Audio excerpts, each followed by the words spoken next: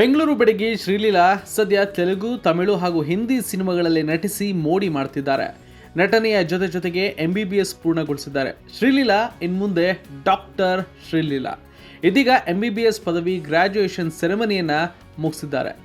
Doctor ಆಗಬೇಕು ಎನ್ನುವುದು ಶ್ರೀಲೀಲಾ ಕನಸಾಗಿತ್ತು. ಅದೇ ಕಾರಣಕ್ಕೆ ಸಿನಿಮಾಗಳ ನಟಿಸುವುದರ ಜೊತೆಗೆ ವಿದ್ಯಾಭ್ಯಾಸ ಮುಂದುವರಿಸಿದ್ರು. ನಿನ್ನೆ ಮುಂಬೈನ DY ಪಾಟೀಲ್ ವಿಶ್ವವಿದ್ಯಾಲಯದಲ್ಲಿ ನಡೆದ ಘಟಿಕೋತ್ಸವ ಸಮಾರಂಭದಲ್ಲಿ ಶ್ರೀಲೀಲಾ ಅಧಿಕೃತವಾಗಿ ತಮ್ಮ MBBS ಪದವಿಯನ್ನ ಪಡೆದುಕೊಂಡಿದ್ದಾರೆ. ಅದಕ್ಕೆ ಸಂಬಂಧಿಸಿದ ಫೋಟೋ, ವಿಡಿಯೋ ಇದೀಗ ಸಖತ್ ವೈರಲ್ ಆಗ್ತಾ ಇದೆ.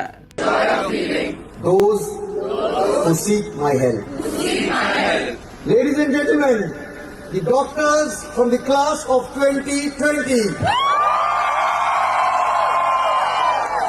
ತಮ್ಮ ಸಹಪಾಠಿಗಳ ಜೊತೆ ಸೇರಿ ನಟಿ ಶ್ರೀಲೀಲಾ ಹಿಪೋಕ್ರಟಿಕ್ ಪ್ರಮಾಣ ವಚನ ಅಂದ್ರೆ ವೈದ್ಯಕೀಯ ವೃತ್ತಿ ಪ್ರಮಾಣ ವಚನ ತೆಗೆದುಕೊಂಡಿದ್ದಾರೆ.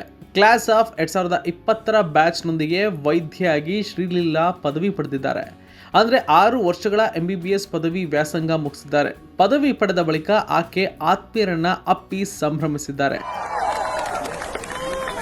ಸಾಮಾನ್ಯವಾಗಿ ಚಿತ್ರರಂಗದಲ್ಲಿ ಯಶಸ್ಸು ಸಿಕ್ಕ ಬಳಿಕ ಕೆಲವರು ತಮ್ಮ ವೃತ್ತಿ, ವಿದ್ಯಾಭ್ಯಾಸ ನಿಲ್ಲಿಸಿಬಿಡ್ತಾರೆ ಅಥವಾ ಸಿನಿಮಾ ಕೆಲಸಗಳಲ್ಲಿ ಬ್ಯುಸಿಯಾಗಿದ್ದರಿಂದ ಶಿಕ್ಷಣವನ್ನ ನಿಲ್ಲಿಸುವ ಉದಾಹರಣೆ ಕೂಡ ಇದೆ. ಆದರೆ ಶ್ರೀಲೀಲಾ ಮಾತ್ರ ನಟನೆಯ ಜೊತೆಗೆ MBBS ಪದವಿ ಪಡೆಯುವ ಮನಸ್ಸು ಮಾಡಿದ್ರು.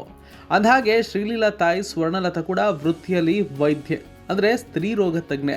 ನಟಿ ರಾಧಿಕಾ ಪಂಡಿತ್ ಸೇರಿದಂತೆ ಅನೇಕ ಸೆಲೆಬ್ರಿಟಿಗಳಿಗೆ ಹೆರಿಗೆ ಮಾಡಿಸಿರೋದು ಅವರ ತಾಯಿಯೇ. ತಾವು MBBS ವ್ಯಾಸಂಗ ಮಾಡಲು ಕಾರಣ ಏನು ಎನ್ನುವುದನ್ನ ಹಿಂದೆ ಸಂದರ್ಶನವೊಂದರಲ್ಲಿ ಶ್ರೀಲೀಲಾ ಹೇಳಿದ್ರು. ನಮ್ಮ ಅಜ್ಜಿ ಒಮ್ಮೆ ಇದ್ದಕ್ಕಿದ್ದಂತೆ ಬಿದ್ಬಿಟ್ರು.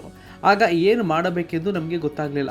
ಡಾಕ್ಟರ್ ಆಗಿದ್ದ ನಮ್ಮ ಅಣ್ಣ ಬಂದು ಪ್ರಥಮ ಚಿಕಿತ್ಸೆ ಮಾಡಿದ ಬಳಿಕ ಅಜ್ಜಿ ಚೇತರಿಸಿಕೊಂಡಿದ್ರು. ಅದೇ ಸಂದರ್ಭದಲ್ಲಿ ನಾನು ಕೂಡ ಡಾಕ್ಟರ್ ಆಗಬೇಕೆಂದು ನಿರ್ಧರಿಸಿದೆ ಅಂತ ಶ್ರೀಲೀಲಾ ನೆನಪಿಸಿಕೊಂಡಿದ್ರು. ವೈರಲ್ ಆಗ್ತಾ ಇರುವಂತ ಈ ಒಂದು ವಿಡಿಯೋಗೆ ನೆಟ್ಟಿಗರು ಅಸಮಾಧಾನ ವ್ಯಕ್ತಪಡಿಸ್ತಾ ಇದ್ದಾರೆ.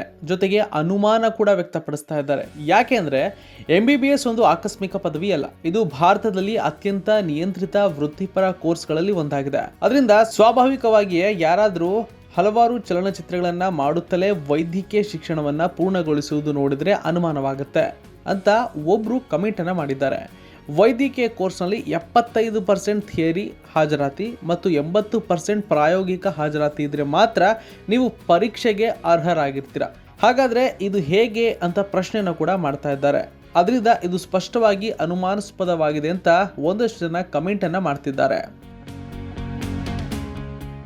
ನಟನೆಯನ್ನ ಮುಂದುವರಿಸುವುದರ ಜೊತೆಗೆ ತಮ್ಮ ವೈದ್ಯಕೀಯ ಅಧ್ಯಯನವನ್ನ ಮುಂದುವರಿಸುವಲ್ಲಿ ಯಶಸ್ವಿಯಾಗಿದ್ದಾರೆ ಅಂತ ನನಗೆ ನಂಬಲು ಸಾಧ್ಯವಾಗ್ತಾ ಇಲ್ಲ ಅಂತ ಮತ್ತೊಂದಷ್ಟು ಜನ ಕಮೆಂಟ್ ಅನ್ನ ಮಾಡ್ತಿದ್ದಾರೆ. ಇನ್ನು ಶ್ರೀಲೀಲಾ ವೈಯಕ್ತಿಕ ವಿಚಾರಕ್ಕೆ ಬರೋದಾದ್ರೆ ಅವರು ಭಾರತೀಯರಾಗಿದ್ರು, ಅಮೆರಿಕನ್ ಪ್ರಜೆ. ಜೂನ್ 14, 2001 ಅಮೆರಿಕದಲ್ಲಿ ಜನಿಸಿದ ಶ್ರೀಲೀಲಾ 2019 ಕನ್ನಡ ಚಿತ್ರ ಕಿಸ್ ಮೂಲಕ ಚಿತ್ರರಂಗಕ್ಕೆ ಪಾದಾರ್ಪಣೆ ಮಾಡಿದ್ರು. Ladies and gentlemen, the doctors from the class of 2020.